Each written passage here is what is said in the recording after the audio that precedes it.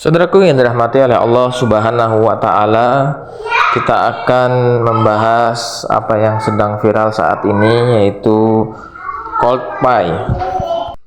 Kami membahas ini berangkat dari pesan cinta kita kepada anak-anak negeri ini.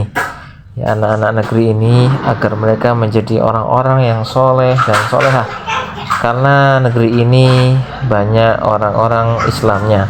Maka ini menjadi perhatian kita bersama, amanah kita untuk bagaimana menjadikan anak-anak kita Islam menjadi anak-anak yang kemudian tidak rusak kepada dunia dan akhirat mereka. Nah, teman-teman yang dirahmati Allah, jadi pembahasan kita yang pertama ini adalah ada komentar, saya lebih suka dengerin lantunan Al-Quran, jauh lebih bermanfaat bagi saya karena saya berharap syafaat Al-Quran di hari akhirat kelak.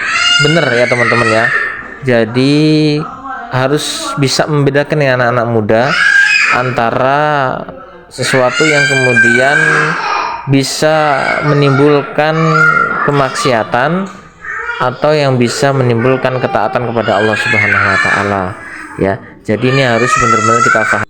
Lalu menarik juga nih, ada yang kemudian berpendapat bahwa nyanyian itu diharamkan ya, termasuk dari maksiat di sini kan. Jadi bisa nih dilihat lagi, apakah nyanyian itu, lagu-lagu itu, musik-musik itu dihukumi haram gitu ya.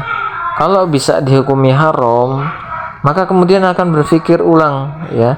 Kalau kita mengerjakan yang haram, yang diharamkan oleh Allah Subhanahu wa taala, tentunya pasti dong Allah Subhanahu wa taala marah pasti dengan kita, karena kita telah berbuat yang diharamkan oleh Allah Subhanahu wa taala. Belum lagi nanti kita akan lihat nih tiketnya, Masya Allah ya, ternyata tiketnya itu juga fantastis ya teman-teman.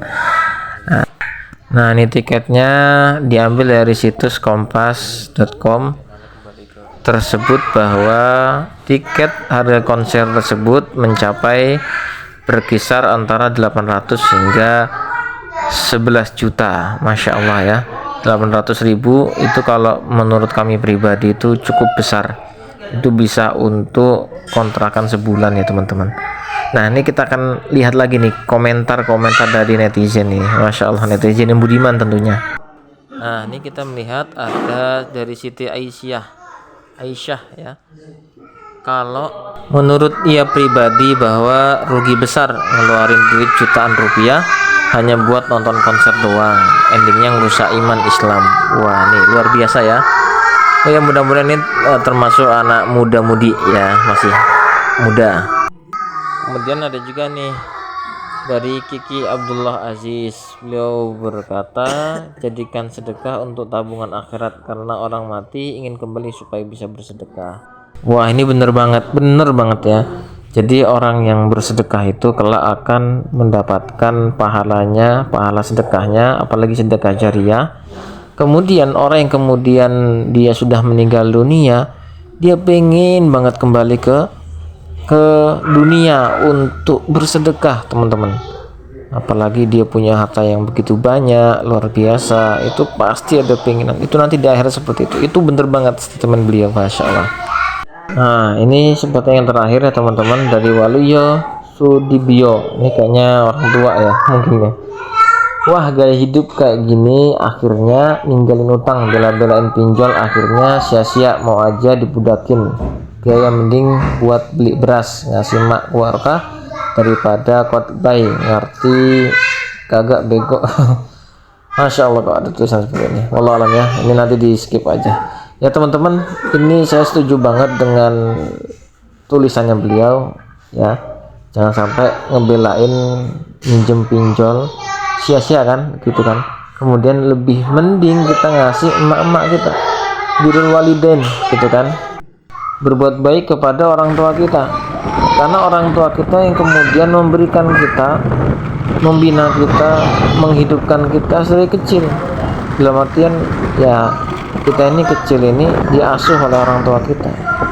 Maka kalau harta yang kemudian sampai 800 yang paling kecil ya, sampai tadi beberapa juta tadi, kemudian kita belikan beras, itu kan udah bisa sampai makan ya sebulan 2 bulan bahkan 3 bulan kalau untuk beras saja.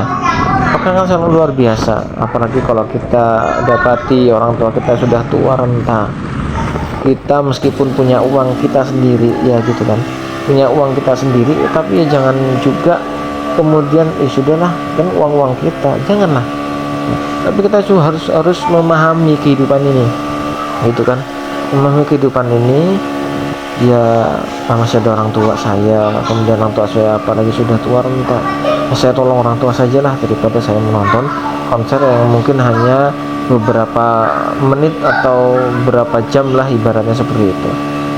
Nah itu yang perlu dipertimbangkan ya teman-teman. Jadi mudah-mudahan ini pesan tersampaikan kepada anak-anak muda, dimana ada beberapa hal yang sebenarnya tidak hanya nuansa LGBT-nya saja, tapi kalau dilihat dari kacamata yang lain ternyata banyak sekali kemudian menjadi pertimbangan-pertimbangan, apakah itu baik, apakah itu negatif, positif, itu kan pasti kita harus memahami.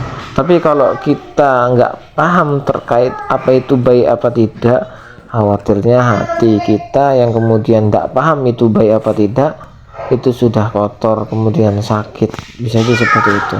Mudah-mudahan kita terhindar semuanya dari sesuatu yang kemudian merugikan, mengsengsarakan bahkan ya dunia kita ataupun akhirat kita. Demikian teman-teman, mudah-mudahan berkah. Wassalamualaikum warahmatullahi wabarakatuh.